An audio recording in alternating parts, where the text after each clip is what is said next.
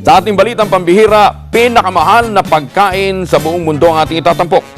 Ang white gold caviar na nagmula sa Austria ay isang espesyal na uri ng caviar na gawa mula sa hindi pangkaraniwang na itlog ng albino sturgeon na matatagpuan lamang sa Caspian Sea.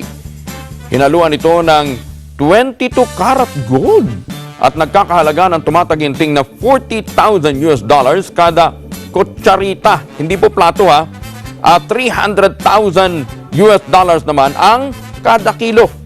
Ang powdery caviar na ito ay kilala rin sa tawag na Sotarga Bianco na ginawa ng mag-amang Walter at Patrick Gruel. Ayon kay Walter, ang white gold caviar na ito ay napakasarap na kahit sa kapiranggot lamang nito na ihalo sa pagkain ay maglalasa na itong parang isang sariwang isda. Ito ay sinisilbing ngayon sa ilang restaurant sa buong mundo sa mga mayayamang guests at customers.